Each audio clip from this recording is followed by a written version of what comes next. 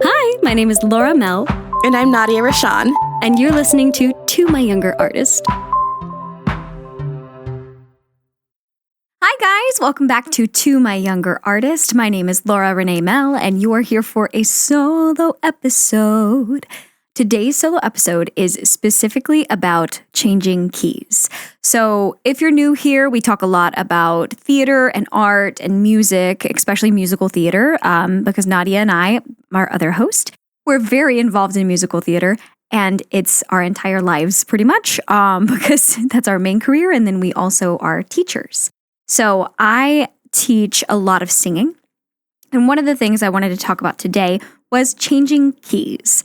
Often in the industry, there's like a stigma around keys for no reason, which really it doesn't make sense. I mean, well, okay, so the old reason makes sense. Let's talk about it. Originally, whenever people wanted to change keys, this would mean changing not only what the conductor is looking at, right? If you're thinking about a full-scale Broadway musical, let's say you have a 12-person pit. Sure, why not? If it was that big, let's say it was that big. And that means that all of those 12 parts would have to be changed. The key would have to be changed, which means someone would have to go and write out all of those key changes. This is, again, really old school. Now, it's a little bit more accessible if it's a new work and you have the writer in the room, because the writer most likely has put it on a digital, interface. That's the word I'm looking for. A digital interface of some sort, whether that is Dorico or Dorico or however you say it. I've heard both. Or if Finale is dead or Sibelius.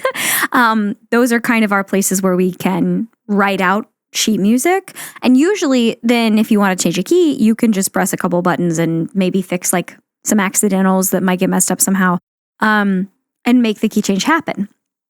Now, when you get into a work that is fully created, let's say that you wanted to do Phantom.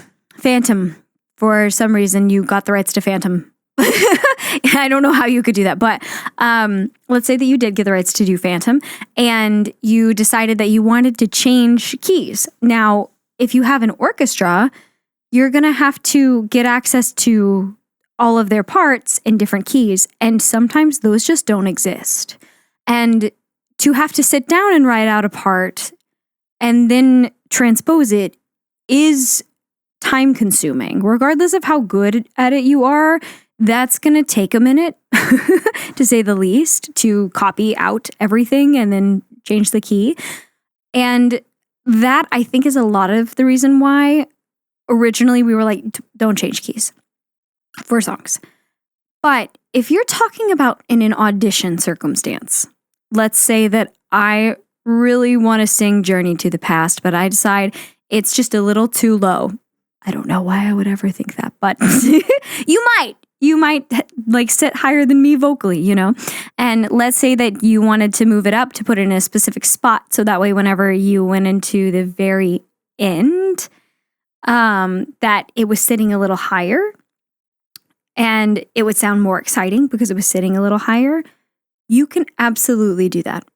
Music Notes is a place that's really easy to do that. You can also hire someone to do it for you, which is obviously a little bit more expensive and time consuming for them.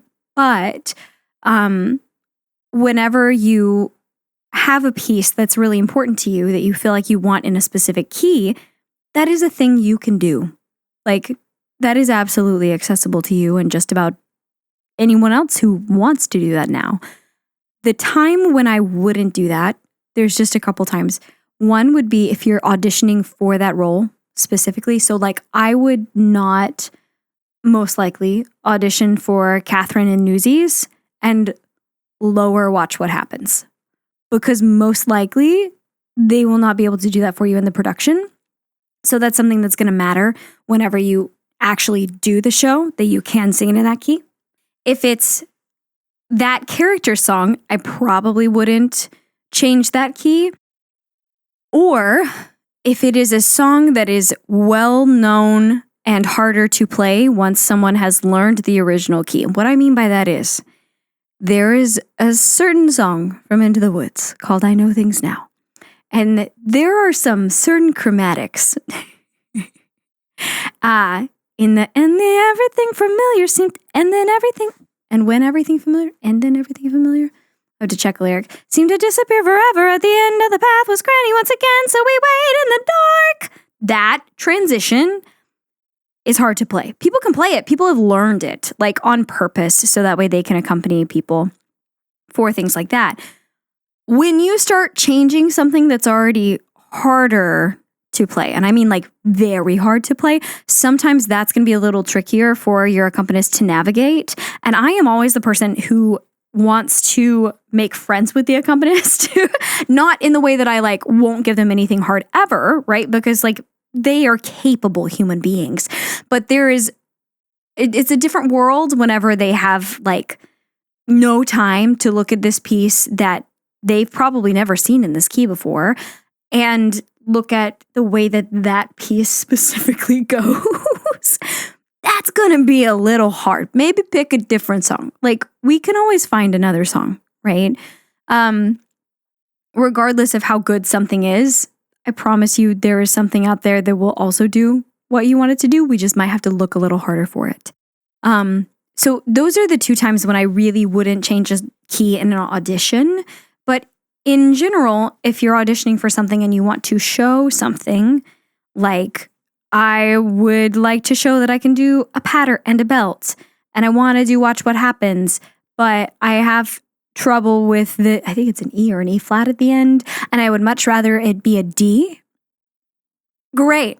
Change that key. You're going to be okay. Like, honestly, from a voice teacher's perspective, it's probably something that you'll be able to do one day, that you would be able to do the higher key, especially if you work with somebody on it. But if you're just kind of having that debate about like, I need to bring this in this week and I love this song and it's perfect for this. It's decently well-known, but not crazy hard to play. You can, and by decently well-known, if we're talking about Watch What Happens, it's very well-known, obviously. But if you're having that back and forth consideration, go ahead, make your life a little easier. You're already doing all the crazy things, auditioning and preparing and trying to like be the person that they're looking for in the room. If that means that if you change something by a half step and it feels less scary for you and that's going to make you be more successful, please allow yourself to be more successful.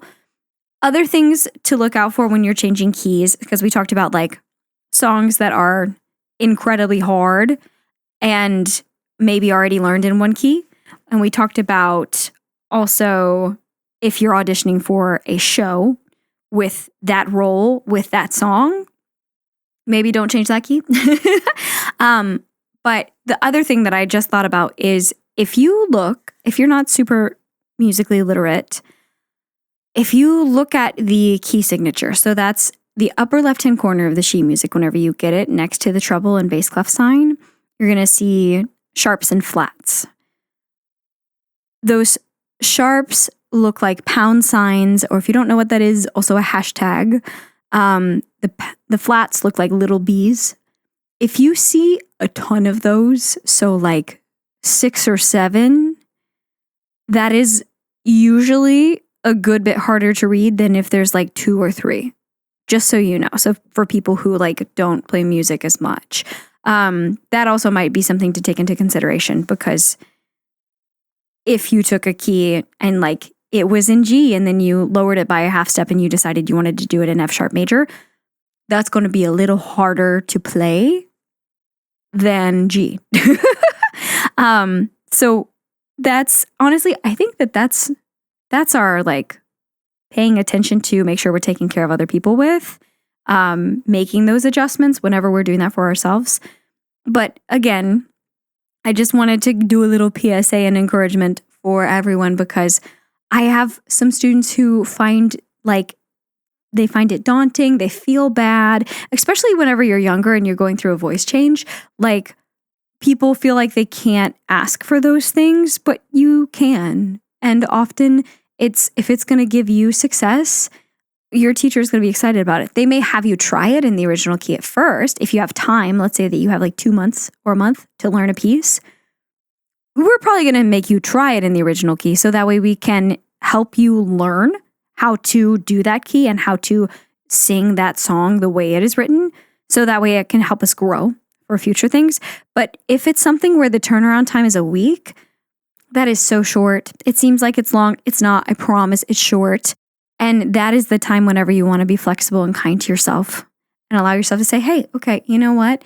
This would feel a lot better if it was a little lower. Or, hey, okay, I think I want to take this higher just a little bit because right now it keeps getting stuck in my belt and I really need to mix it. So it needs to go a little higher so I don't get stuck, And there's nothing wrong with that.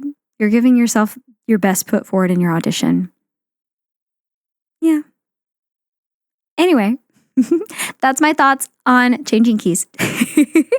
And I hope that it helped, make you feel better about some choices or encourage you to make that choice.